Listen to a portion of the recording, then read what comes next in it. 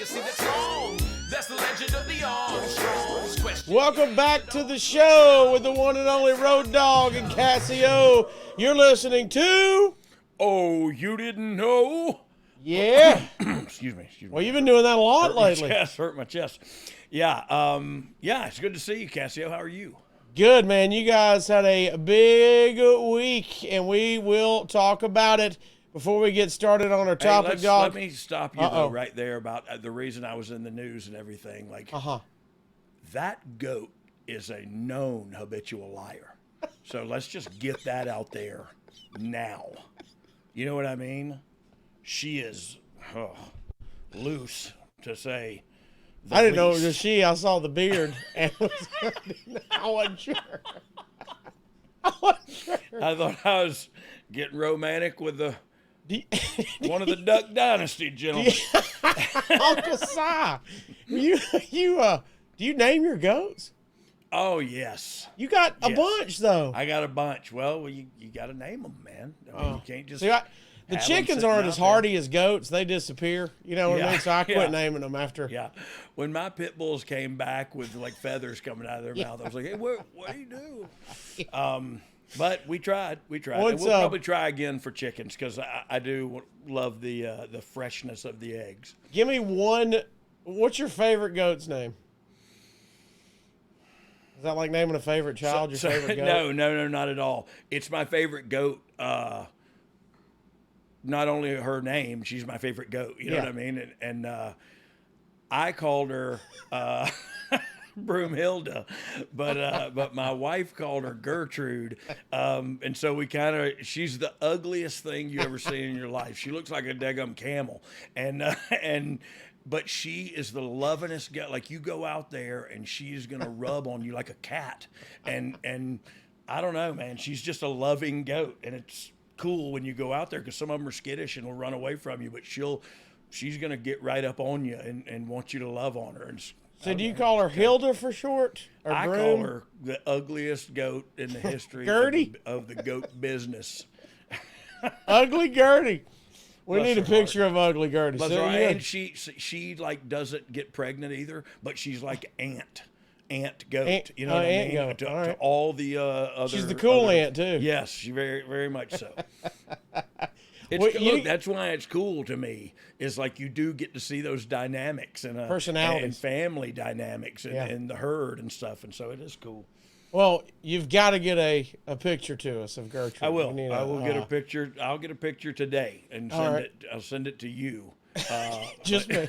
Just you. I've always wanted to ask you personally if you'll send me a picture of your goat. I'll send you the picture of the south end of her.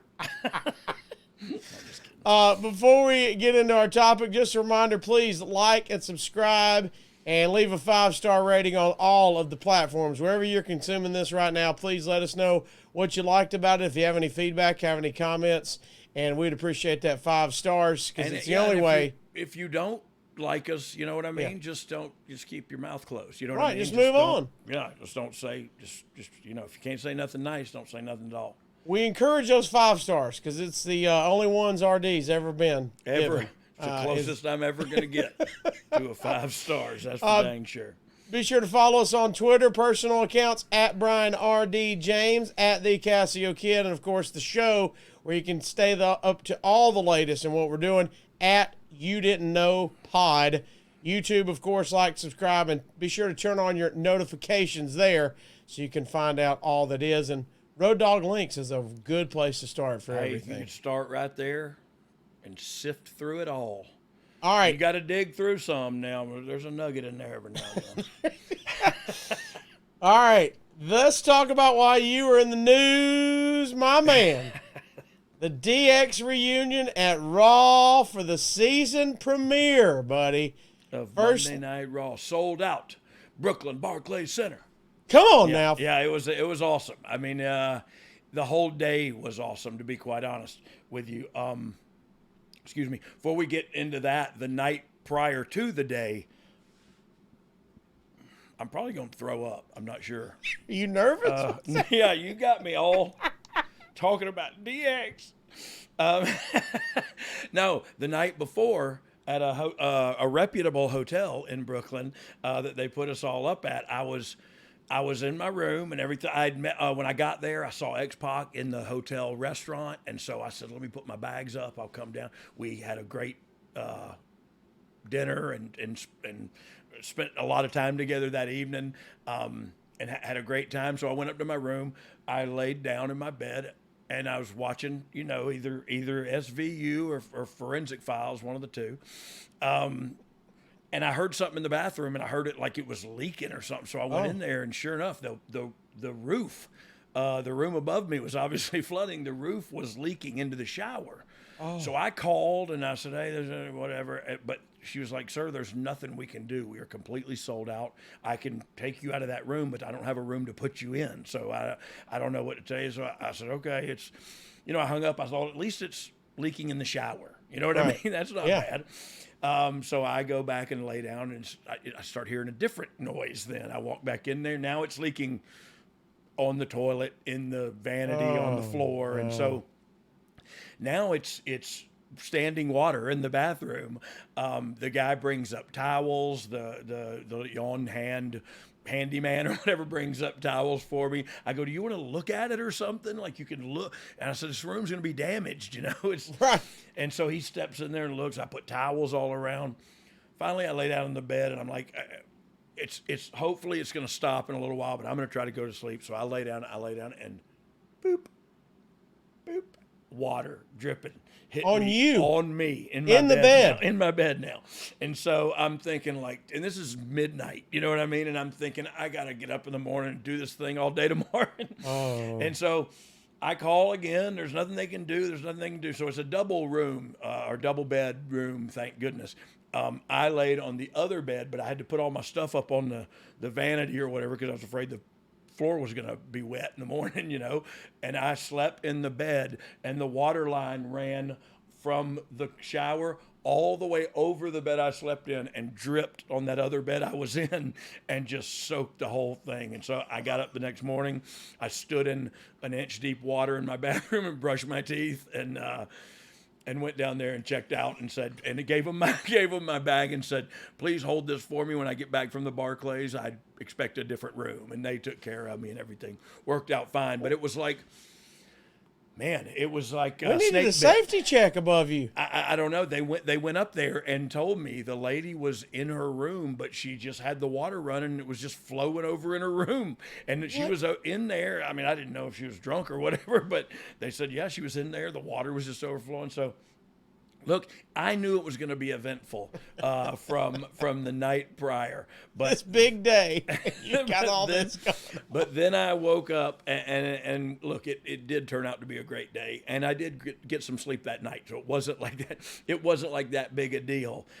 I have slept in worse places. I can tell you that much. What's a call time on a day like that? So I knew X-Pac had mentioned like it was 1:30, or he mentioned his car was picking him up at 1:30. When I asked the writers, they were like, probably 2 o'clock, you'll be fine. We'll start doing some rehearsals and pre-tapes and stuff. And I said, I got up early, all that stuff the night before. I was still kind of in my head a little bit, and I got up early and I got dressed, and I thought, I'm going to get an Uber and go over there and go to the production meeting. And so I did. I just went over there and went and sat in on the production meeting and kind of made a day of it. You know what I mean? And I don't know. I loved it. I love going, once you're up and you're in the city, like I can sit in my hotel room, or I can go to the building and familiarize myself with the lay of the land and you know what I mean? And find, where we had a dressing room. DX had a special dressing room, and I found out where that was. So when I saw everybody else, I was like, hey, our room's over here. But that's I like doing that. I like doing the recon of the venue and seeing what we're doing, how we're doing it, and when and where. So anyway, yeah, it was up. So it was noon for me. You know what I mean? Speaking of getting the when and where, when did you get word that this was going to happen? The actual 25th reunion, and we're going to have a big night. About a month ago, I would say, a month out. It may have been 3 weeks, to be quite honest with you. And I don't know, why the last minute thought, but I also saw that Kane's 25th anniversary was recently. I'd love to have him come back and burn some people up. So you had to be excited though when they call you and go, "Hey, here's what we're thinking." You had to be pretty pumped. This is gonna be a fun night. My biggest concern the whole time was Billy. You know what I mean? And how are we gonna? Is he gonna be able to come? Are we gonna? So for me, that's a big deal. And I read one person online said like Road Dogg seemed like the odd man out, and I kind of felt like that a little bit. Like it was, you know what I mean? I know me and X-Pac as far as tag teams and friendship, we're as close as they come, but I don't know. It just without Billy, it didn't feel the same to me, and I'm sure we'll get into that a little deeper here as we go, but. I don't know. It was a fun day. I love seeing those guys. I love hanging out. I forgot what your question was, so I'm just hawing. That was it. You had to be pumped. You had to be pumped. Yeah, I was. It was awesome. I was excited for it. This isn't the first time there's been a DX reunion. You and Katz talked previously in the archives about Raw 1000. What was different about this? Was there a different feeling to you? Yeah, there definitely was. And I don't know why, to be quite honest with you. It's the same people I saw then. You know what I mean? Right. It's the same. But, like, I don't know, Sean is now, an executive with the company. Hunter is as well. He always has been. And I am again. And Xbox, we all had this one line that we shot down, but it was like, you guys are executives. And he's like, yeah, how come I'm not an executive? And we all go, there's a reason for that, whatever. But truth be told, I don't know what the reason is. He's doing great. He's doing great at life. It was awesome to see him too. I really got to spend a lot of time with him that night before and the day of. Me and him kind of just stuck together all day. What was this your first time at TV since your new position? No. So I went to some live events out in Portland or out in on the West Coast, and then I went to TV in Portland, which is where I kind of saw everybody, and it was my first time back. This one was first time back. I guess, it felt like as a talent or something. It just felt different this time, and I don't know why. But I had very little responsibility that day. You know what I mean? Like I didn't have very much to do except act like an ass. You know what I mean? I was like, less executive, more Road Dogg. Yeah, got it. Yeah. That I can do, and do well. Anybody you were excited to see, hadn't seen in a while when you got backstage? I saw Brock. I was in Gorilla when he came up to do his thing, and I hadn't seen Brock in a while, so that was cool to see him. He and I aren't really tight or anything, but we do get along really well, and I think we, right, wrong, or indifferent, think along the same lines. He likes hunting, fishing, outdoor stuff. I was in the military, guns. We've talked about guns before. We've talked about cars before. We've talked about green egg grills before. But one thing I tried to sell him on was a Rectech grill. No, I'm just kidding. That's it. I don't even know if they're still a thing. I don't know. You can figure that part out, Steve. How did it feel being in front of a crowd again? How long's it been? So, well, probably whenever the last Raw reunion was. Yeah, I guess. When was that? Like, it feels like that was the last time I was out in front of everybody, though, was when we did that thing at the Hammerstein Ballroom or whatever, the Raw 25th anniversary, I guess. Yeah. And I don't even know. I have no idea. I have no concept of time. I think it's a little early for you to be placing roles on me too, Cassie. Before we get any further, what did you think of Extreme Rules since that just happened? Oh, I loved it. Look, I loved it for so many different reasons. The Bray Wyatt return, which I'm sure we'll get to, was a huge thing. There were only 5 matches, I think.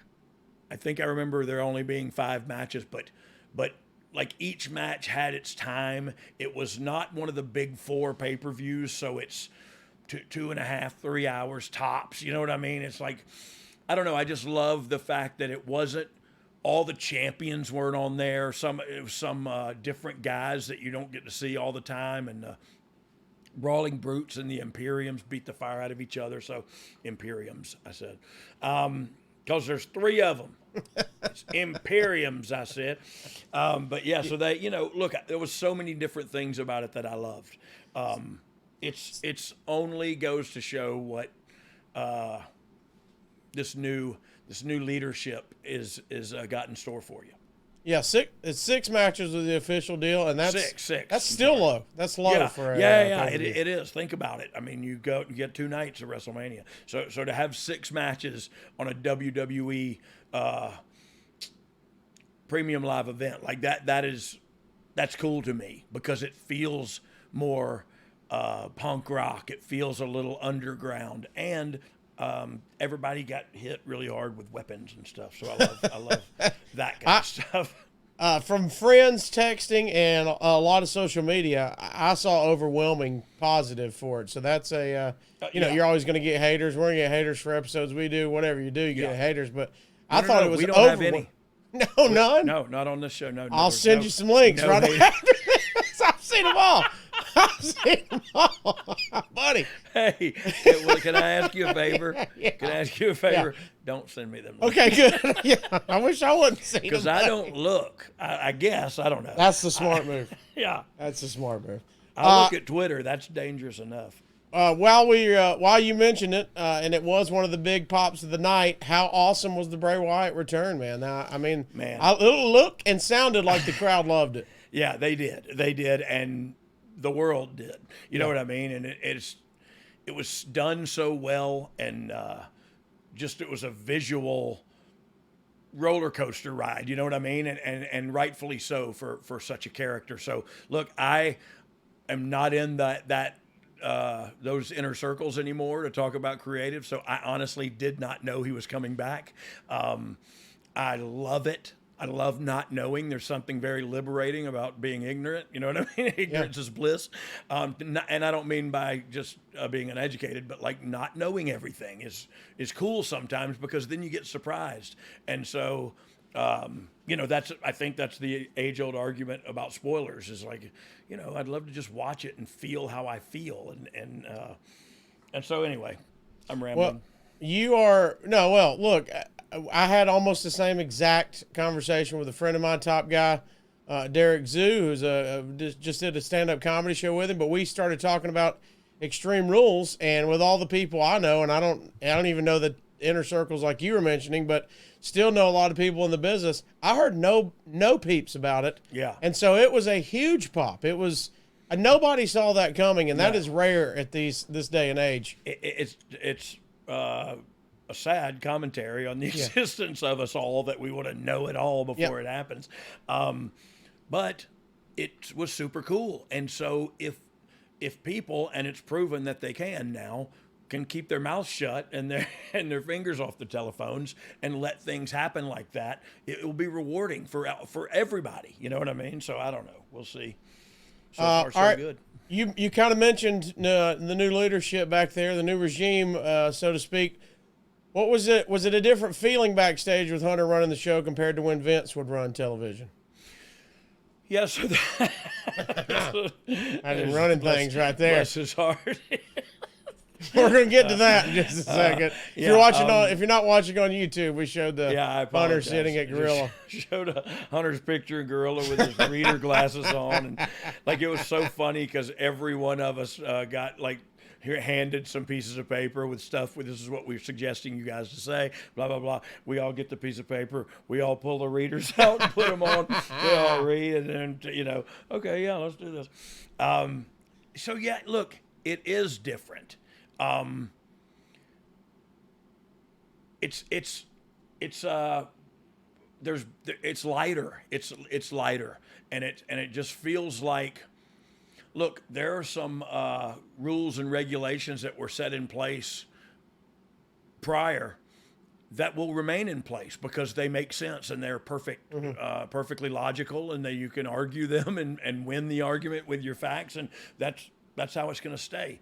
There are some things that are going to change, and nobody knows what those things are exactly, so only time will tell. But there is a lighter feeling, a feeling of, I guess, camaraderie and we're in this love together. We got a kind that'll last forever. I was hoping you would join me, but apparently you don't know any Al Jarreau. I know some Aldro, not confident enough to jump in that harmony. But it is like a camaraderie thing, like a teamwork. Like, hey, we're in this together. Let's go out there and do it. You know what I mean? And I think it felt the same way before, but there was a bit of a fear element, and I believe that's just different leadership styles from the different leaders. And so I think that's as natural as the day is long. Is different leaders are going to have different leadership styles. I think Hunter will and is finding his way. He's already creatively improved the product, in my opinion, by leaps and bounds, and that's just me sitting through 3 hours on Monday and not feeling like it's a task. You know what I mean? Not feeling like manual labor. And Fridays, shoot, I wish Fridays were 3 hours, but I know that lead writers don't want to hear me say that. But like SmackDown is awesome. You know what I mean? Like Raw has gotten good too. Like it really has gotten better in 3 months or whatever that length has been, and it's so cool to see. Well, you know, like you were mentioning, just as a fan perspective, not being around either of those gentlemen, good, bad, or indifferent, like you said, there's different leadership styles. At Vince seems like a more intimidating presence to everyone. So, like you said, it was almost the fear factor, like you said, was not there as much. Look, seemed like. I don't think Vince. I don't know. I've been argued with this about before, but I don't think he knows how. Like one time I said, sir, they don't speak up in front of you because they're terrified. And he said, well, that's on them. Right. And I got to thinking about it, and it was like, yeah, he's kind of right. You know what I mean? Like so many, like if you know, I know people either think the world of him or they hate him or whatever. So much knowledge about the world, about television, about wrestling, about entertainment, I learned from him. Like Hunter learned from him. Like everybody learned from him. And he learned as he went. You know what I mean? And it was super cool to be around that. I call them Vince-isms. There are a ton of Vince-isms that I use in my professional and personal life every day. And I don't know. That's just the fact of it. Like he was a leader of men. Again, his leadership style was different, and he was an imposing figure.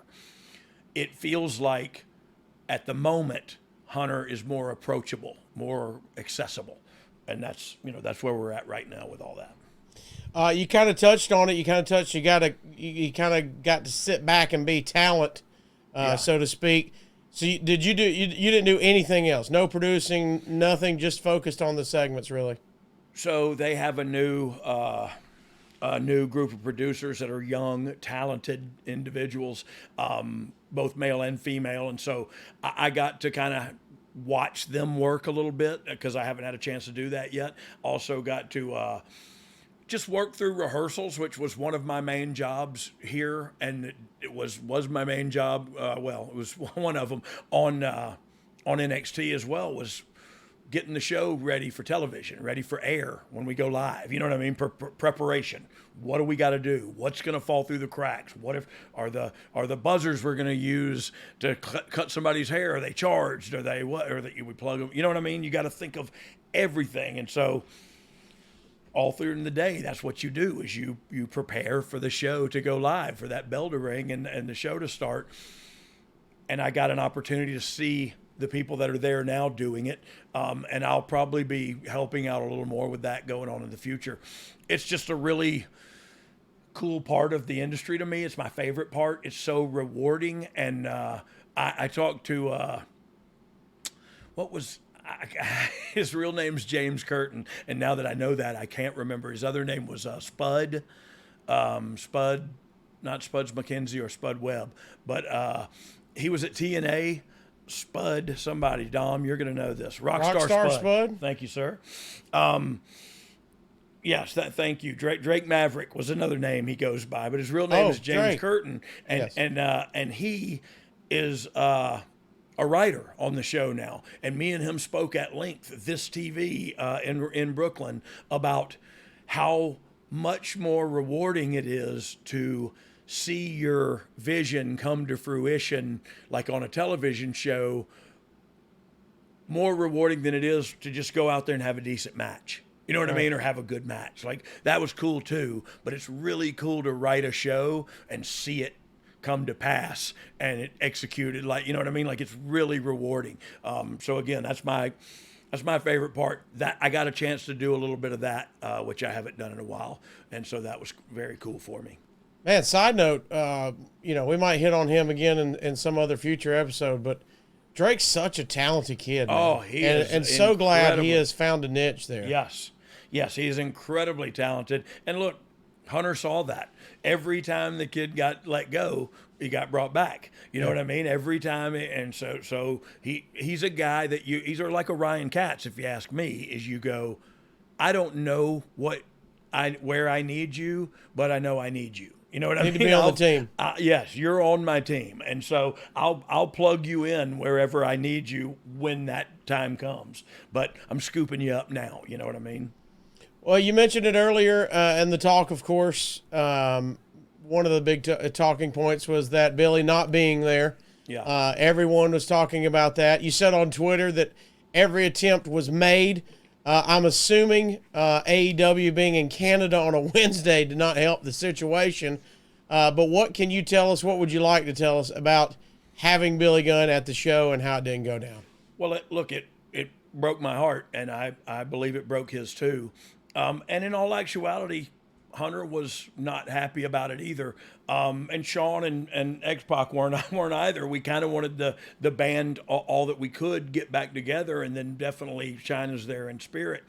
And so that didn't happen. You know what I mean? And from what I understand, and again, I'm not in those inner circles anymore, and for my sanity, rightfully so, and thankful.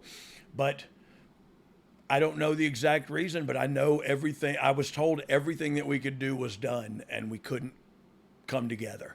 And so he wasn't for 1 minute, like during the day prior, he texted me, or I texted him and said, "Hey, are you going to be able to make it? Have you found out any answers yet?"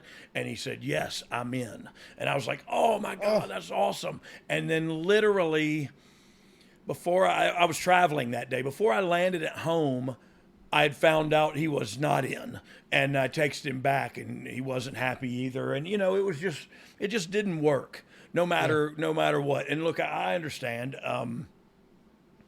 Whatever. I understand that we're not huge fans of each other or whatever, from a business standpoint. But like what, I don't know. It's just a big deal. And I feel like he got ripped off. He didn't get to live it with us. You know what I mean? And I'm just sorry for that. And I think I know he is too. You know what I mean? There'll be other reunions, but there's only one 25th, and that was a moment. Yeah, that he's going to miss. I barely made it through that one. Hey, I'm going to tell you the truth though. I said this a little bit before we came on the air. Wiggling my legs like Boogie Woogie Man Jimmy Valiant or the Bullet Bob Armstrong, wiggling my legs a lot, I did not realize was exercise. But 2 days later, with that delayed onset muscle soreness, DOMS, my thighs feel like DOMS. Bless his little heart. No, they are hurting so bad. And I kept thinking, like, what, they cramped that night afterwards. They cramped all night, and not my hamstrings, my whatever's in the front. I ain't, Gordon, quads, baby. I ain't quads. Gordon. I ain't Gordon Soley. Yeah, the quadriceps. Oh my God! Apparently, I have them, and they are hurting like hell. Oh man, you should have soaked in that water that was leaking in your room. Throw some salt in there and get you free salt. What we needed to get us is a deadgum hot tub. Yeah. We need to get us a hot tub Sponsor? Sponsor, yeah. Yeah. Hey, but if you're in there, me and Road Dogg won't shut up about our new hot tub. You can't shut us up about it. You don't want to see us in it, but you don't shut up about it. Look, I'll tell you this. Here's what I got to say about this. Wait. Read Dom's. Oh, Lord. Michael Myers sure is scary. But the last thing you need is to be hairy this Halloween. Hairy! Luckily, our friends at Manscaped launched their 4th generation performance package to make sure your pumpkins get the ultimate carving experience on this spooky day. Take care of them pumpkins, baby. Turn your bite-sized treat into a king-size candy and join the 6 million men Hey, worldwide. Manscaped, you ain't a magician. Now you can.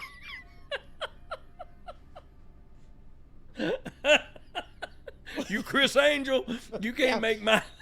Well, you You can't make mine king size, no matter what you do.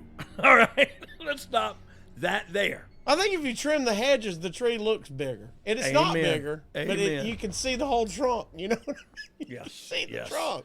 It's optical illusion. Look, you can join the 6 million men worldwide who trust Manscaped by going to manscaped.com. By the way, 6 million men, you know what that means? Yes. 12 million pumpkins.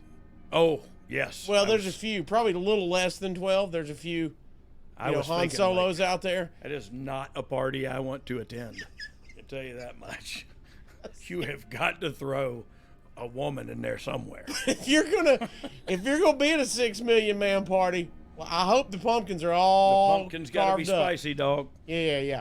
Manscaped.com, you can get 20% off and free shipping with the code DOGG. So make the right call this spooky season. It's trick or trim, and I'm choosing trim. Me too. Except I'm for, as- of course, my gut. And, But I'm as slick as a candy corn, son.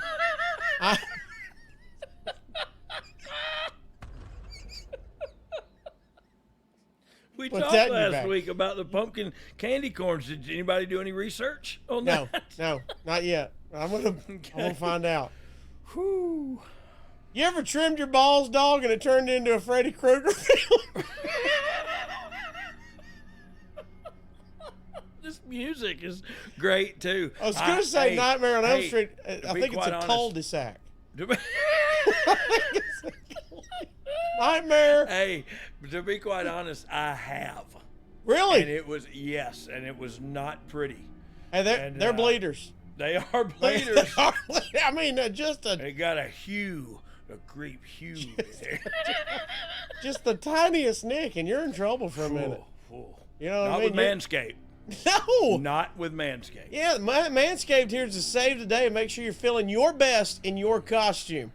Look, I know, if you're in a Halloween costume, not all of them want blood mixed in. You know what I mean? Yeah. So you got to figure it out and unlock your confidence with the Performance Package 4.0. Inside, you're going to find the holy grail of men's grooming items. They made it easy for you to upgrade your ball routine. toner. Ball toner? You talking about the ball toner? They've got all kinds. The Crop Preserver's the deodorant. Yeah. You got to need that. And then the Crop Reviver's what That's you're what I was talking talking about. Yeah. What did you say? Yeah, you ever drive by, you see a corn maze where it's all that dead corn stalks? Yeah. They need some of this. The They Crop definitely Reviver. need some of this, and then make a crop circle. Yep, that means your pumpkins will be staying fresh. And trust me when I say this, fellas, your balls will be thanking you straight up. Thank you. They are going to thank you. They speak Plus, Spanish, so prepare yourself. hey, they've just launched their new body buffer. You know about this? What is this about? 100% antibacterial body scrubber, just what you need to keep the entire package, head to toe, fresh and clean this Halloween. I tell you what, when I think I need that, to be quite honest. do. Is it like I got to do some research on that. Is it like a loofah, or is it like a scrubby? Is it The whole disposable? package. It's a whole body scrubber. Plus, it's got antibacterial stuff for all that stinky stuff, man. I want to scrub with that. Plus, your favorite is your weed whacker, the nose and The ear weed hair whacker. trimmer. Yes, That keeps yes. everybody 'Cause I'm an total old game man. changer. You don't know that you need that until you're an old man and you realize I have hair growing out of, like, I had a hair growing out of my nose. Like, how the hell do you have a hair growing out of the middle of your nose? Like, that was, yeah, I don't know. I got that weed whacker and as a gift because somebody told me my ears were getting hairy. And I thought, you are lying, by the way. Yeah. And the first time I stuck it in, Yeah. and I heard all of it again, and I went, well, I can hear now. Sound like you had to shear change the shear pin on that bush hog. I bogged it down, son. It cut off. It just cut off. But Manscaped is here. And they're going to have, look, if you're looking like Wolverine and hadn't cut your nails recently, they got the Shears 2.0 nail kit. This is men's grooming at its finest, all right? Amen. It's 2022. Yes, it We're supposed to look good now. Hey, and I travel, so the bags that they sent Oh, the me Shed with travel bag. Yeah, yes, it's awesome. So it's perfect. If you want on this, get 20% off and free shipping with the code DOGG at manscaped.com. That's 20% off and free shipping with the code DOGG at manscaped.com. Say trick or treat to your beautiful new Halloweeny with Manscaped. Halloweeny, he said. Yeah.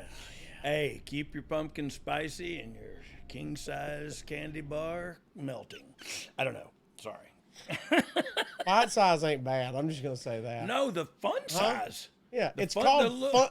That's fun in the name. It's right in the name. It says fun. It doesn't say satisfaction. No, but we're having some fun. Yeah. We're having God some almighty. All right. Can't everybody have everything now? Before we get to the actual DX return on the show, let's talk about a little bit of the show around you. You mentioned you saw Brock in Gorilla. Yep. Brock Lesnar returns to confront Bobby Lashley, which would lead to Seth Rollins winning the U.S. title. How about this for a pop as well? Luke Gallows and Carl Anderson return alongside AJ Styles to be the OC and Dominic Mysterio. Man, he hates his father. I mean, what a low-down dirty dog he had. Bless Ray's heart. Yeah. His Dom, own you son are hit a a-hole. 619 on him. But he did it from the other side. He hit like a 916 or a, I'm not even sure what it is. I'm not good that's at this reversed math, but he did it reversed. And so that's even worse. Low down. I told him, I said, hey, Ray, I hope your kid breaks your nose when he hits you that 619. He said, looked like God. he did. He bounced off the my ropes God, good. dog, why would you say that? I said, I'm just kidding. Well, he was sad in the ring. I saw him. He was crying, man. He was crying. Hey, that was good TV, my friend. It's great TV. With him there and them in the background, and it's just good TV. It's good drama, too. And look, if you can't relate to having an argument, well, maybe you can't. Maybe I'm the only one. But I can relate to fighting with your siblings or your father or whatever, and maybe not to the point of physical punching, but no, who am I kidding? I've never 619 my dad. I've never. One time we did 60. No, no. Me and your dad did. I'm just kidding. We never did that. No, never. Also, Johnny Gargano defeated Austin Theory, among other things. Top to bottom, even regardless of you guys being involved, what'd you think of the show itself? Good show. Really good show. Like, look, Miz to me is evergreen. Like Miz, he doesn't look any older than he did when he got here. You know what I mean? He's I don't know. I just bring him up because we worked with him in a backstage. He's so professional. He's so good. You give him lines, he remembers them exactly. He'll lead you to where you're going in a promo. You know what I mean? Like he's just such a pro. And then you look at, the Bloodline is so cool right now. There's nothing better in the world of sports entertainment or professional wrestling than Sami Zayn and the Bloodline. It's the best thing going. And it was almost like, what do you need DX for? These guys are the cat's pajamas, and they're today. We were 25 years ago. These cats are today. And I love it so much because they grew up right here with me in Pensacola. They all went to high school and played football in the city leagues just like I did. And you know what I mean? So me and Junior traveled a lot, their daddy. So, the Usos' daddy anyway. So I don't know. It was just so cool to see their meteoric rise. And the characters in the Bloodline are so dynamic and interesting. You got Jay, who's like the heel hothead, and Roman has to kind of put him in his place. And you got Sammy, and I don't know. It just seems like the perfect vehicle for just great stories on wrestling right now, and great matches too. Sammy can have great matches. Solo can have great matches. Usos, I don't know, man. It's a dream come true for a writer of a television show to have them Bloodline. So yeah, it was a great show. I guess we were the icing on the cake. It was a great house there. It was sold out. Technically speaking, it was sold out. So it was a lot of New Yorkers came to have a good time, and for the last 8-10 minutes of the show, we had one with them. You know what I mean? You talked about, it was funny. I had a moment when the Bloodline was all in the ring together, and Sammy, of course, is being hilarious, saying, you can say that, and you can say, even you, and he points at Paul, and Heyman is surprised that he can say, but just seeing them together, I went, wait, this is a huge faction now. Yeah. And this has surprisingly gotten real big. And it's hugely successful. Yeah, you know what I mean? And they're all really good. They're all great, and it's I just hugged them when because I hadn't seen them. It was great to see them. I should have said that earlier. Always really friendly and professional with Roman, but I didn't know him, and I still don't, to the extent that I know the Usos and Solo Sikoa.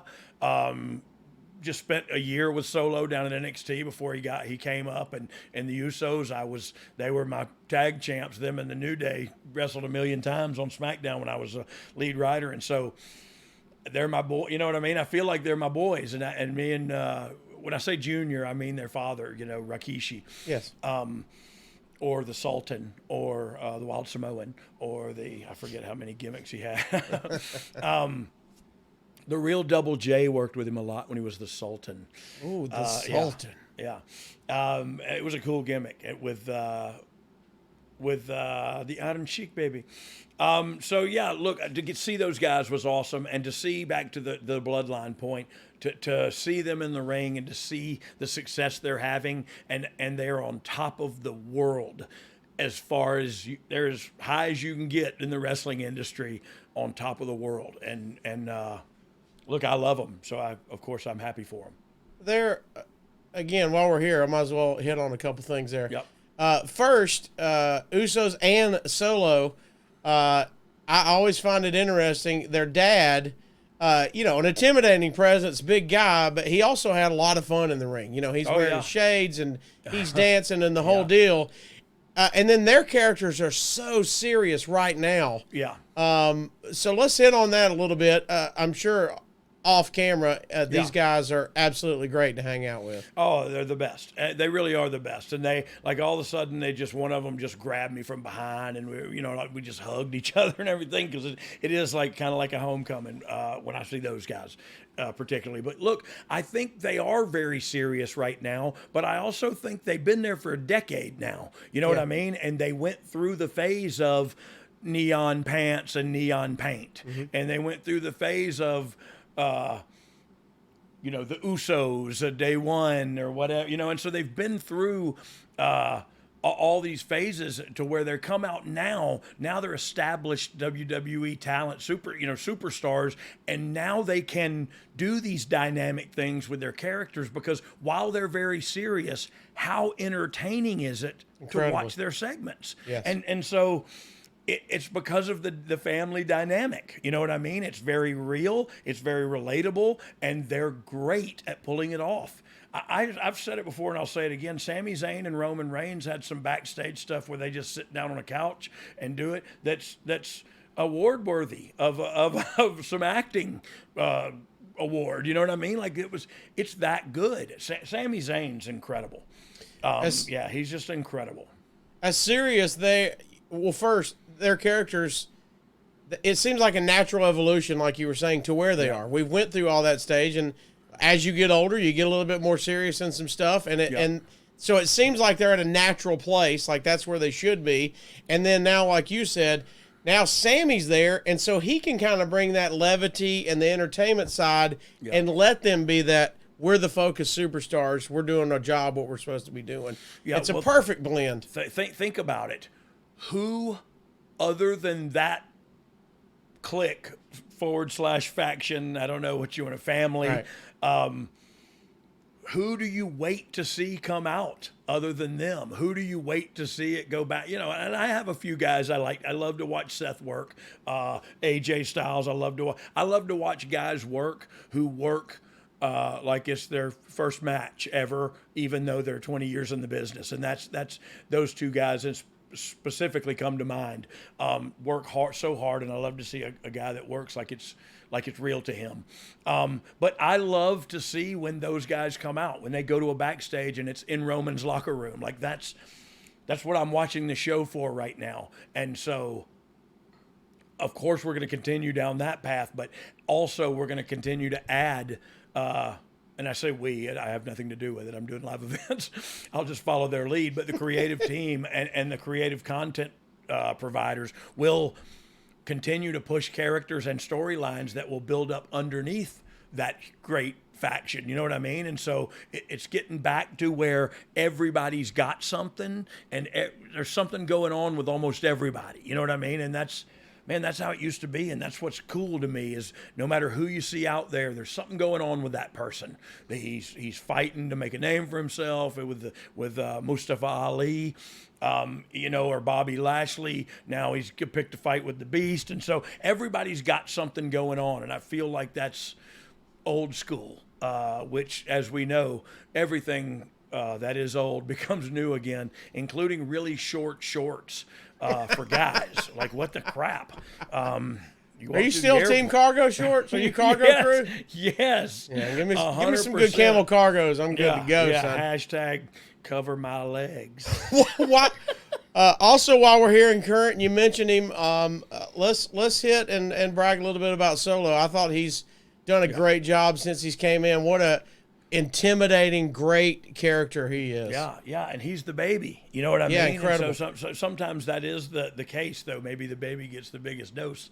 But I don't know, because he was so good. When he came to NXT and I first met him, like I was like, first off, I was freaked out. I didn't really know there was another brother. I knew there was more Fatus elsewhere, but I didn't know there was another Uso brother. That was in the business yet. You know what I mean? I knew they had other brothers, but I didn't know. So anyway, I met him, and he was the first time he ever was in promo class. He cut a promo just like the Usos used to when I was lead writer of SmackDown, where they would cut like a battle rap kind of promo, where they go back and forth and finish each other's stuff. And he cut one by himself that was just as good as they were. And I just thought, oh God, this guy's got it already. Then I saw him work and stuff, and like, yeah, he just it's like a duck to water. You know what I mean? Like that's just an Uso in the ring. It's like a duck on a pond. They just know what to do, and so he was no different. All right, let's get back to this incredible night that we were talking about. 25th anniversary DX is a big deal. We've discussed, you and Billy originally joined. Now, when you see nights like this and you're involved in this 25th one, looking back, and I know you had to know and be proud of how impactful DX has been on professional wrestling, but a night like last week had to be pretty cool to see how impactful we really are as DX. Yeah. Well, look, it never feels bad to go out there and everybody remembers every word of your catchphrase and they scream it to the top of their lungs and they're there in support of you, even though you're fat and old and gray and you know what I mean. But they're still there and they still love you and they show you that. And that's never going to get old, even though I am getting that way by the moment. But that's never going to get old. And so look, I use this term a lot, the meteoric rise of DX, and it burned really bright. It burned really fast. It was about 18 months, 2 years, and DX was disbanded. You know what I mean? Crazy to think about. It's crazy to think about. Now, you think about is the Bloodline going to be in 25 years? Are they going to be doing, and at the rate they're going now, I vote yes. I vote please. That I see them again in 25 years, but I'm just, as big as they are right now, we had a talk, and it was just to talk about where they're at, and it was Sammy and I shooting the breeze. He said, I just don't want it to get stale, excuse me. Mm-hmm. I don't want it to get stale. And I said, well, Sammy, you are far from there right now, my friend. Like it is hitting on all cylinders, and the minute, and I get Sammy's trepidation, because when you are, look, him and Kevin Owens and people like that, I throw myself in that category. Perfectionist, want to be perfect, want to overthink everything, want to do that, and so Sammy overthinks that. He doubts his own ability, or he's not sure of it. As sure as I am when I watch it, because I could watch Sammy do this for a year, another year straight. You know what I mean? And not frown on it at all. But that's because of how talented he is. I just think he don't know he's beautiful. Never crosses my mind. He don't know he's beautiful. Never crosses. Coming from behind. Anyway, I don't know the words. It was just Though time and time I've told him so. Yeah. Come on now. Tell you, Sammy, you're beautiful. That was actually Sammy Kershaw. Yeah, it was. Double Sammy there. Double Sammy. A double Sammy whammy. Sammy. Double Sammy whammy. All right, let's get into the show. You start off the show, my man. Yep. Opening segment, backstage. DX is returning. You're talking about how you got to keep it PG. Yeah. Then you start cussing. Let's be honest. You volunteered to say penis.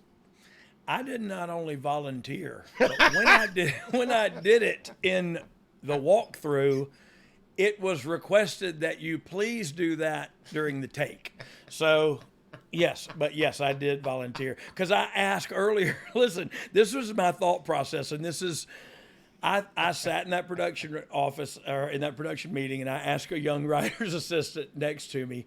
He's actually a writer, I believe. I said, hey, what are words that are PG that I can say? And I said, can I say penis? Can I say, you know what I mean? I started, and I said, I don't want to use it in any context. I said, I just want it to blurt it out, or like if they come to me to ask me something, I just say, penis envy, what'd you say? I'm sorry, excuse me. You know what I mean? Like I just wanted something to be, and again, sophomoric by design. You know what I mean? I read a lot on Twitter. So I did read a lot on Twitter. I was trending for all the wrong reasons, trending on Twitter. but yeah, I was, people, oh my God, he's so sophomoric. He shouts penis and thinks it's funny. I thought it was. We used to tell people to suck it. Like that's what for 25 years to suck it. And those same people who go, he's being sophomoric, are going, scissor me, daddy ass. So, I mean, I don't know what to tell you. You know what I mean? I don't know what to tell you. Whose idea was the chickens? I got to be honest, I don't know.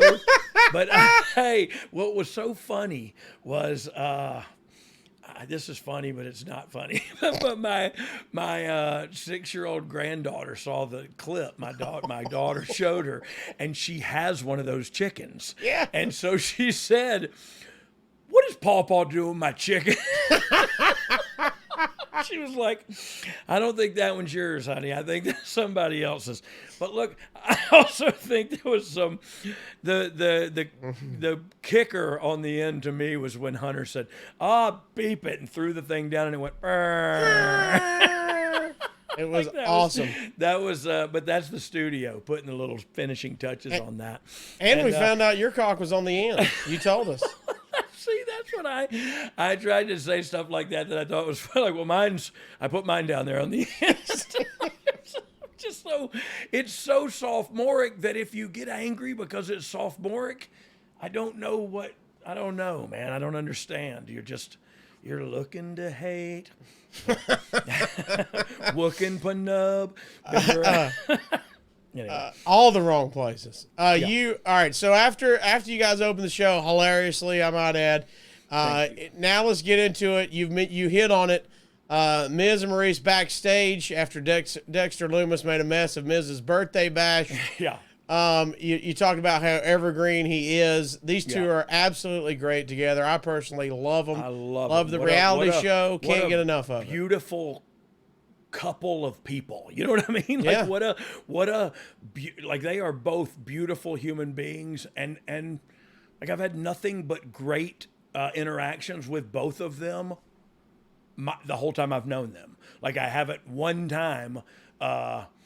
One time we were booking her to wrestle and she didn't want to wrestle, and we kind of didn't know that. And so I had to call her, and she was just scared to say, like, I didn't want to say I couldn't do it, or I don't feel like I'm in shape. And I said, no, let's, whatever you wanted, and we moved it back 8 weeks, and she had some more time to get her gear together and get in shape. And it wasn't even a misunderstanding. It was just she kind of didn't want to. I had to call her personally because she was a talent and I was the lead writer. And so even that was her being really sensitive and sweet about not wanting to mess up the story or something. You know what I mean? And I was like, no, you gotta be happy and healthy, and everything's got to be good to go, or we don't do it. It's just phony baloney wrestling.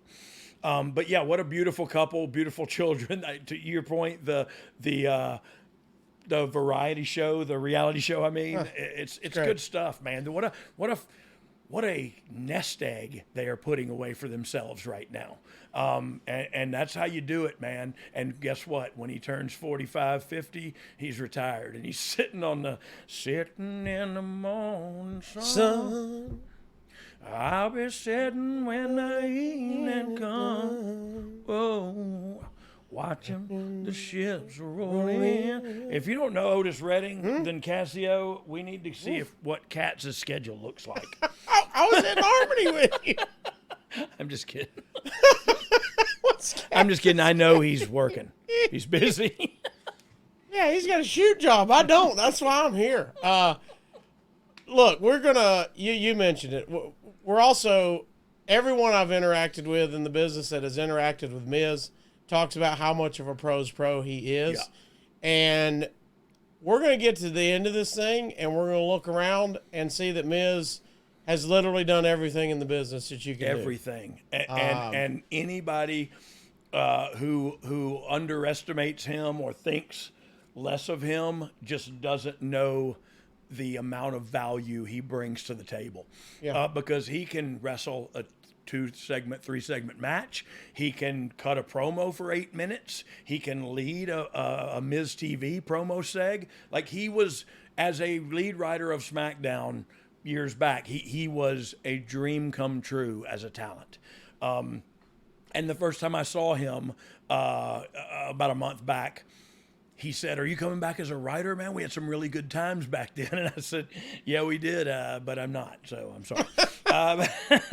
But it was, we had a great time during that run, and a lot of talent that are huge stars now got their shove right then. You know what I mean? And I loved being a part of it.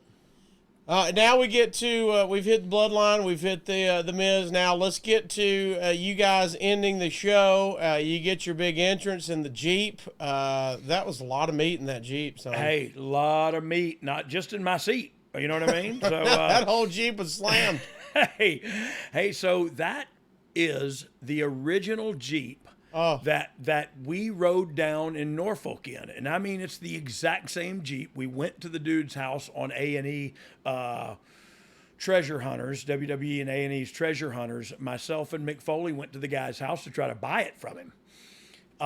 And so we kind of wanted it for the Hall of Fame, for accesses, for, you know what I mean, to have this original iconic DX Jeep. So on that television show, Treasure Hunters, we were allotted a little bit amount of money to negotiate with the guy. So when we got to his house in North Carolina, he's got a ton of stuff. His dad was the driver of the Jeep. Colonel Willie was his name. Sweet. He drove at Norfolk down that ramp, that infamous ramp. And he's got a great collection of military stuff, and just an awesome collection. He passed on, but his son, John, who drove us in the Jeep, that's his Jeep now. And so we said, hey, we'll throw out a number. We're going to start negotiations. And he said, no. He was hesitant. He didn't want to say it. So finally, I said, look, out of respect, we're not going to throw out a number either, because we don't know what you're thinking, and I don't want to disrespect you. And so I said, please just throw out a number. And he said, okay, $300,000. Oh, we had like 35 grand to negotiate with. So we said, no, we're gonna let you keep it, and but can we borrow it? Can we loan it? Like we pay you to travel and ship it and bring it here. You shine it up and do all and handle it all, but we're gonna bring it to different pay-per-views. We're gonna bring it to different. So the guy was like, yeah, sure, I'll do that. So what he wants to do is, and this was his thought process, what John wants to do is, and again, John Warren, I want to say is his name, but I'm not sure on that. But Colonel Willie's son, John, owns it all now. And what he wants to do is open a museum of military history museum. And so he has got everything from the first ever Marine paratroopers, full uniforms, to all kind of stuff. It was incredible to see. Whoa, super neat. Japanese machine guns. And I mean, he's got everything you can think of. So he wants to open that museum. And with this Jeep, his vision is to put the Jeep in the middle of the museum, and on one side have it be, a period accurate, soldiers, mannequins or whatever, like that would have accompanied the Jeep from 1952. And on the other side would be DX members. And so he wants it to be the centerpiece. And so his point was, I'll sell you this Jeep, but I'm going to sell it for a price that I can buy my whole museum. Right. And so, or I'm going to keep it, and it's going to be my centerpiece in my museum. We couldn't afford to pay you could, but we didn't want it that bad. So he gets to keep it. We get to borrow it. Best thing ever. So yeah, that's the official Jeep, man, that we drove down in 25 years prior to that. And it's beautiful. He keeps them in great shape. That cannon was a little close to your head. It got hot. Did you see when it went off, I thought it singed my eyebrows. Like I thought, good Lord, I didn't know we were shooting a howitzer out here. I thought it was just you know what I mean? Like I don't know if you remember when we did it in DX, it just went poop.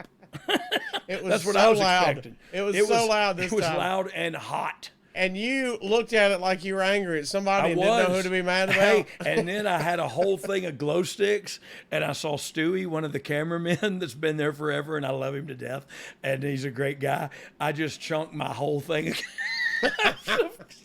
Because they were all throwing theirs, and I thought, you know what? I just threw mine right at Stewie's camera. I was hoping it was on, but I didn't see the red light on. So I just wanted to, dude. But it was exhausting for me to get up in that Jeep, to get down out of that Jeep. I was like, please take a crowd shot when it's time to get me out of this thing.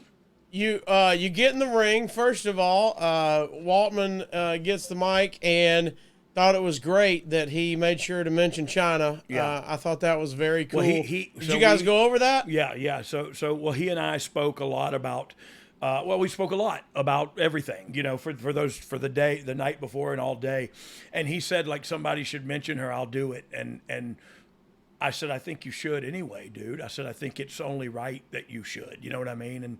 And he felt the same way. So he was going first, so he knocked it out. And I don't know if Hunter and Sean knew he was going to do that, but he probably told them separately than me. I just wasn't there when he did. But yeah, it was, look, it's appropriate, right? And so the hard part to me was going to be, what do I do when I get to Billy in my promo and he ain't there? Like, what do I do? How do I do this? And look, that's, it's probably more important to bring up Chyna because of her passing and everything, but but for me, it was like, Billy's not here. And I don't know. So it felt awkward being in there, but the crowd, like when I said, the Road Dogg, Jesse James, and I just went, I don't even know why I did that, because I was thinking I was going to say something, and then I was going to say something about Billy or something, and I thought, man, this didn't go too well. Trying to get him here. If I say something, it might not go well either. And so I thought, man, the best thing I could do right then was just let them say it. And thank God they screamed it. Boy, they did. I mean? They did. And it almost made it okay in my head. And that's, look, in between my head and my heart's a long ways sometimes, the longest 18 inches in the world. But it made it when I just held the mic up and they screamed Billy Gunn, he was there with me for a moment. He was there with us for a moment. I'm being selfish, but he was a part of it because we made him a part of it. And when I say we, I mean the WWE Universe. I just held the mic up and they did the rest. And I don't know. In retrospect, it all went exactly as planned. You know what I mean? And the people were there for it, and it was as good as we could have gotten without him being there. I even noticed Sean got the scissor again. That was. Oh, did he? Did you notice that? I did not notice, but I'm glad he did. I'm glad he did, and I know Corey Graves had the line of the night, and I forget what verbatim. He said he works with office equipment, office supplies. Yeah, office supplies. Yeah, like Corey's a talented dude too, man. He is a wordsmith. Like if you listen to him, to Corey, and you may have a personal feeling one way or the other towards him, but he is a wordsmith, man. He is good. He uses his tongue prettier than a $20. Anyway. I love him. I don't know about his tongue, but I love him. You think you love him now? Well, you get to know his tongue. Yeah, he is everything he's been involved in. He's been great. And, I mean, our podcast is better than his. But look, that's just us. You know what I mean? We're having fun, having a good time. Yeah. Our podcast I have is no better. idea what you're talking about. Our podcast is better than his. Oh. Who's? That's a fact. Corey Graves? Yeah. Does he have a podcast? That's the correct answer. I'm just kidding, Corey. I've been on his podcast. Let's keep going and dissecting every little bit of this moment you guys had. Okay. Did you go for an order? I felt like there was an order, and then HBK, I felt like he jumped in one time. I didn't know if he was planned. How much did y'all talk about order and what you were going to do? So really, we literally said, so you want to say something first, kid? Then I guess I can. Then I'll go, and then Hunter will say, and then Sean will say, "Suck it." You know what I mean? So it was literally like you say your thing, I'll say mine. He'll say his thing by behind. I don't know. I wanted that to rhyme somehow, but it didn't. And so we didn't. Look, there was, to be quite honest, there was very little talk about what we were going to do and how we were going to do it out there. We just went out there and had some fun. Look, so one funny story, kind of a little bit behind the scenes, is we knew when we went break it down, and here we went. We had 8 minutes, and I thought, man, that's not a long time for everybody to do their thing and us to come out here. And anyway, they said we're going to put a clock. There's a red digital clock, like at the daggum basketball games, right under the hard camera. So you'll be able to see, right what time it is. And at 11:59:50, we got to be off the air. And so, okay, that's perfect. We all got that. You know what I mean? And Hunter and Sean are going to be the ones that need to keep an eye on it, really, because they're going to be tailing Charlie. And so we all get in the ring. We look at the clock. We got like 7.5 minutes. Like, good. We all start talking. Kid talks. I get the thing. We look back, and the clock's gone. And the clock is gone. And so I literally, and if you watch it back, you could probably see all this going on. I literally did my thing. I gave the microphone off to Hunter. I went over to, Tamario's the kid's name. I'm trying to think what his billet is, but he's like a floor manager. He probably said exactly what it is, a floor manager. I looked at him and I said, "Where's the clock?" And he said, "I don't know." And I said, "Get out." So he moved over in front of the hard camera, but sitting down on the floor so you couldn't see him, his back to the hard camera. and he was going to give us the times and count us down. And so, you know what I mean? Wow. So he was like, 5, we got 5. And I was like, okay. So then we ended up having like 2 extra minutes. And that's what I think why Sean and Hunter kind of really got to just do what they wanted to do and take their time and ad lib, because we were trying to make up. We didn't want to go off 2 minutes light. You know what I mean? Like, you got to stand in the ring for 2 minutes then and go like, hey. And so it was like, let's milk this for what it's worth and take us down to the end of the show anyway. So look, that's 4 old pros out there to winging it and getting it done and having fun while we did it. And so look, for me, that's what it is all about. DX was super cool part of my life. New Age Outlaws, super cool part of my life. Anytime I get together with those group of people, it's going to be special for me personally. It just so happened it was really cool professionally too this time. I'm sure we'll do, 30 and and 35, and I won't be there for 40. Come on, you'll be there for 40 and 50. I have a planned expiration date. I thought you were like, I already got plans on the calendar. Not gonna make that one. I already got something planned. I've watched this a couple of times, so I got some small nuances I want to ask you about. Okay. One, if you're watching on YouTube, yes, you kept putting your hand in your pocket. Was there something there, or was that just a thing? That was just that's just me. That's didn't just even me. notice. I was nervous. I was nervous, and I was fat, and everybody had a jacket on but me. Everybody had a jacket but me. I didn't have no cool jacket. So I nervously put my hand in my pocket. I don't know what to tell you. 2, you've mentioned white guys with no rhythm before. We missed the 4th cannon shot, the 4th pyro shot. Did I miss it? Or did everybody. Y'all hit 3 and y'all were all at the 4th, and I thought. Oh, no. That was not us. That was on the pyro? Yes. Okay. It was 1, 2, 3, pause, 4. Right. And we rehearsed that actually during the day. Well, that's how y'all did it. Y'all did the pause. You damn right we did. Mr. Pyro Man's looking for employment this evening. I'm just kidding. We were like, who gives a crap? Also, it didn't go perfect, whatever. I noticed, I have to know this. Once you're starting, Hunter's talking, and now there's a smell in the ring. And you said, that's gas. He asked if it was you, and then you said, that's gas. What would you like to mention here? I did not say gas. What'd you say? I said, that's Kaz. Oh. Because a guy that used to write for us and is a huge content creator in the hip-hop community, I can't never pronounce his last name, but Kaz is his name. He was a writer on the team with me, and now he has his own thing, but he was sitting there on the front row with a bunch of friends of his, and they reeked of weed. And so it was the person at the hotel when we got back say, did one of you guys fart in the ring? Was that? I know. Wait, no, nobody farted. It was weed. The whole building smelled like weed. Well, I think Hunter said something about, do you smell that?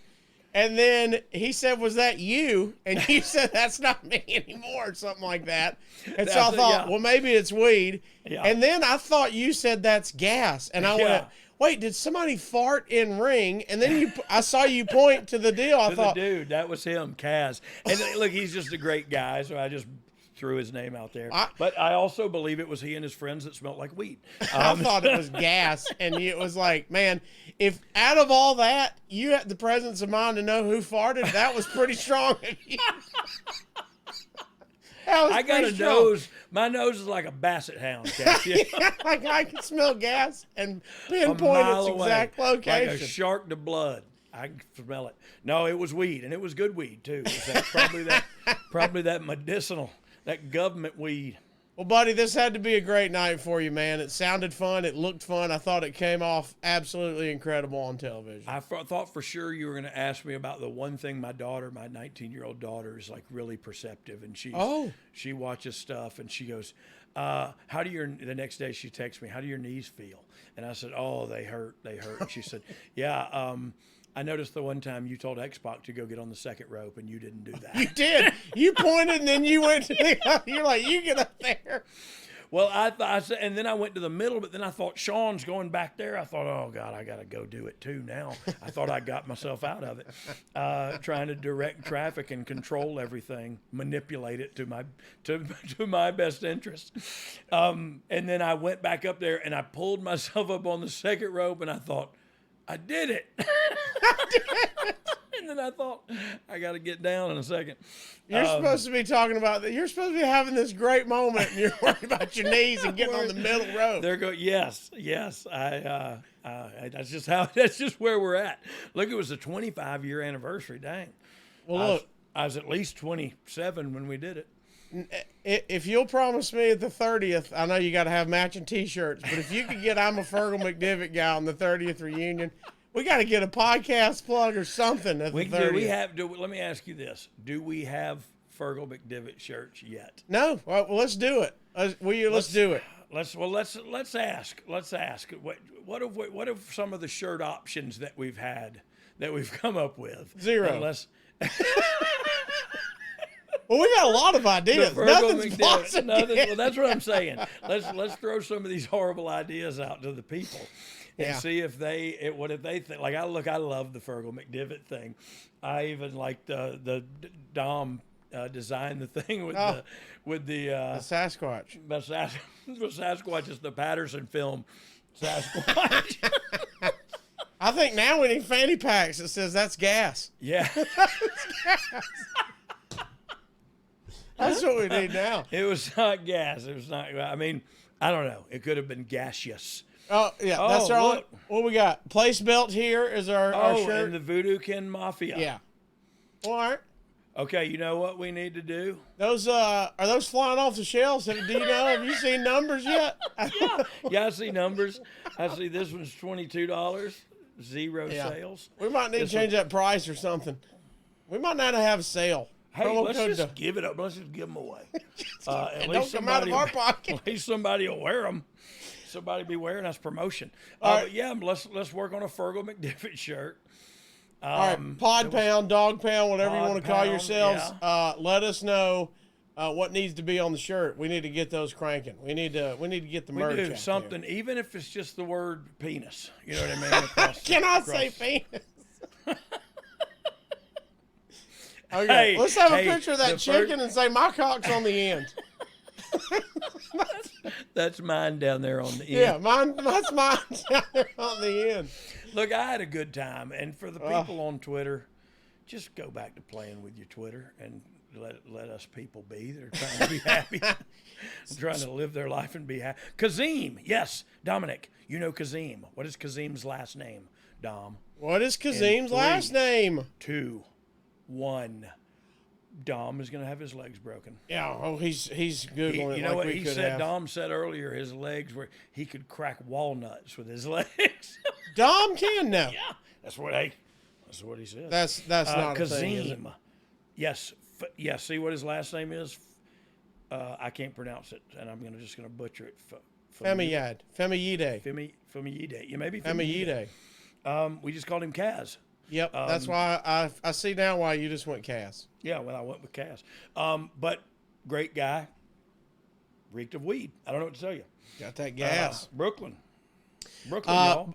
Before we get out of here, let's get to some fan questions because fans were excited. They had some questions for you at WWE Master 2018. He tweeted us at You Didn't Know Pod, at Brian R.D. James, at The Casio Kid. Any funny interactions with the following wrestlers from the show in Brooklyn? Any funny interactions with anybody else on the show? You told us a little bit about Waltman and the Usos grabbing you from mine. Anybody else? Yeah, well, look, some of the people, some of the production people and stuff that I used to work with closely and I haven't seen in a while were there, and it was awesome. But no, I think I covered probably all the funny ones. Look, it was the best to hang out with Kid. Me and Kid are two peas in a pod, and Kid just came out. Kid, I'm talking about X-Pac, Sean Waltman when I say Kid.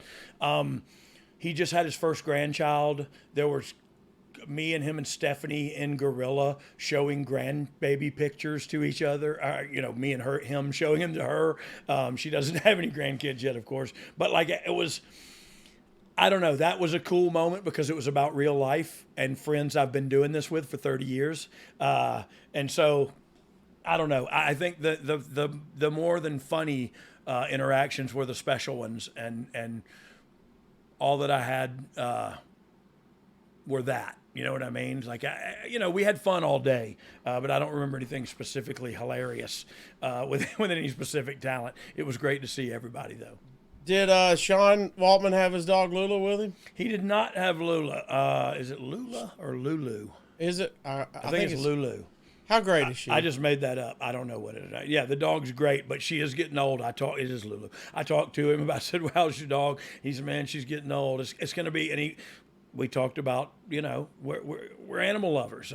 Pet people love pets, but they're part of being a pet person is losing the pet. You know what I mean? Yeah. And so he mentioned how hard that's going to be for him. And that's for real, man. That dog, everybody can kind of joke and make fun of it or whatever, make light of it. I don't think make fun of it, but make light of it.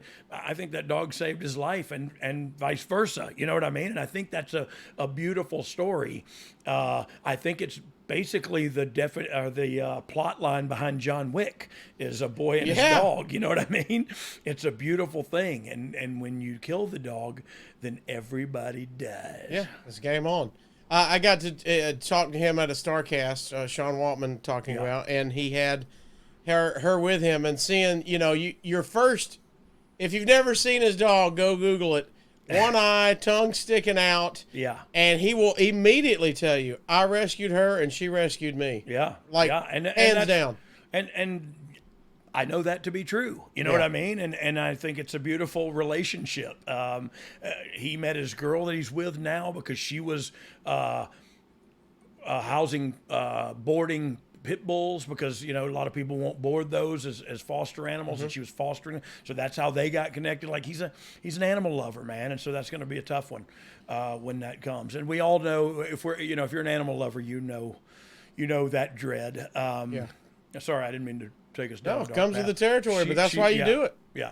Give them the best life they can before they check out. Amen. Francis Reyes says, who did you know who was in the gorilla during this segment?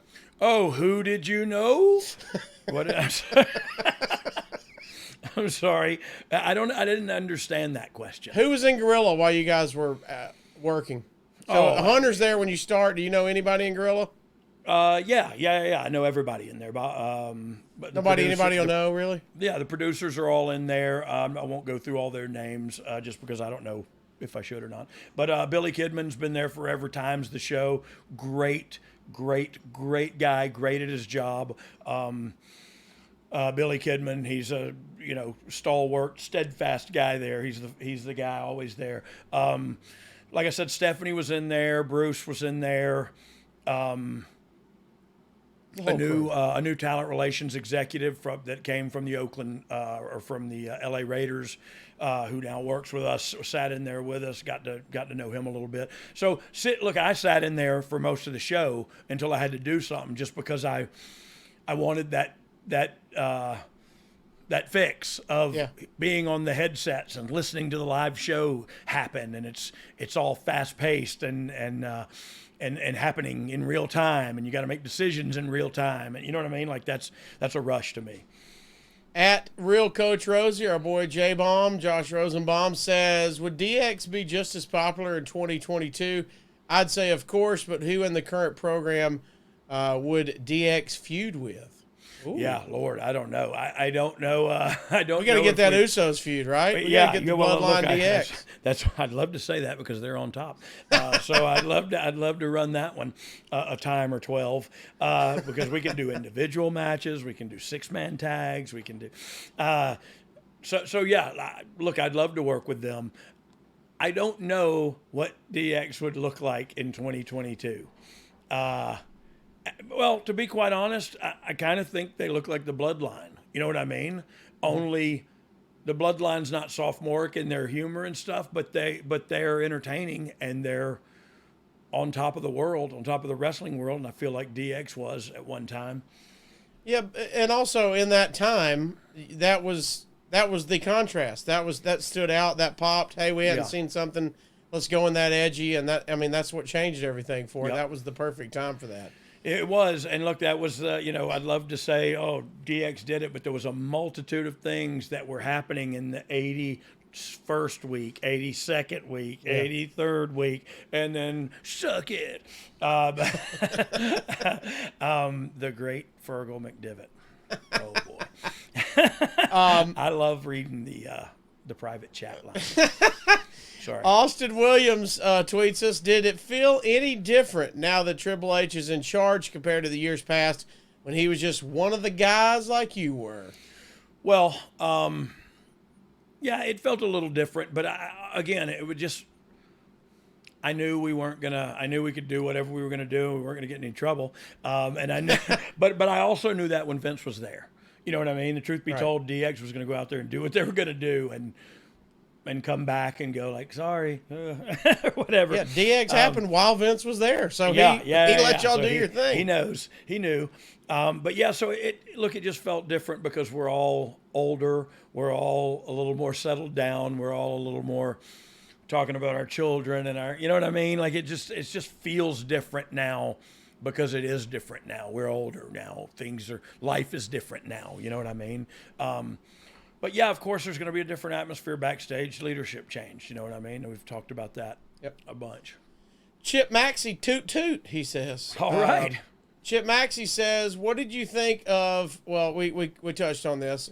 What did you think of Corey Graves' hilarious line about Billy Gunn working with office equipment?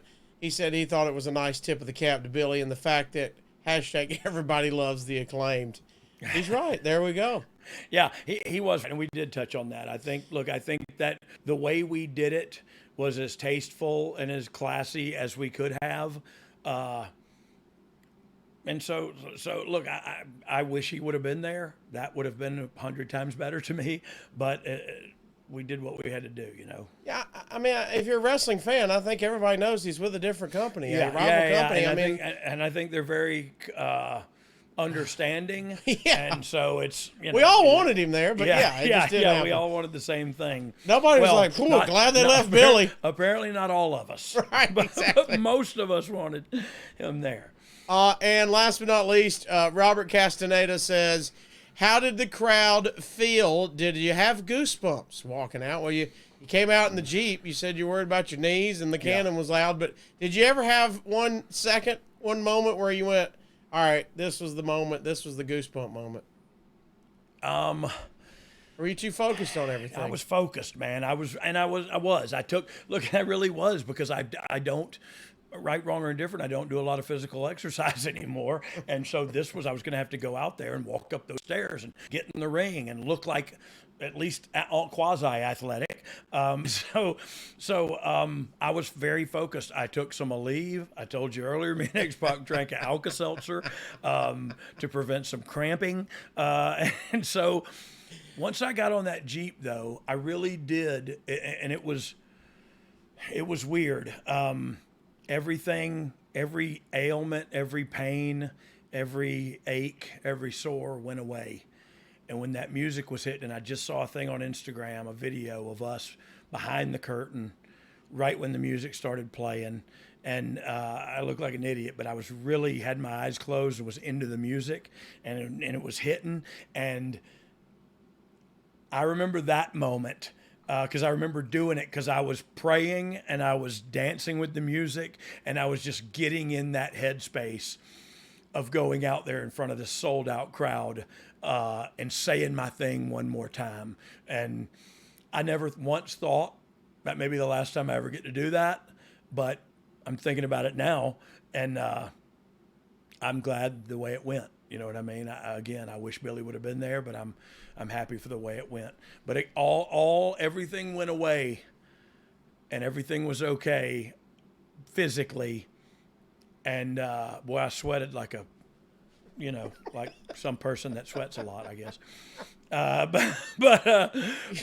like a big guy doing wrestling stuff. Like a big guy that, And so but man, it was awesome, and everything just melted away, and it all worked. And I got to my hotel room and I couldn't sleep all night, man. I was up, and just thinking about everything, and just what a night. You know what I mean? What a night, and I'm just proud as a pig on Percocet as to be a part of it, to be a part of the WWE, to be a part of D-Generation X, to be a part of the New Age Outlaws, to be friends with these guys, and to be on here with you, the Casio Kid. Well, this has to be a letdown after that night.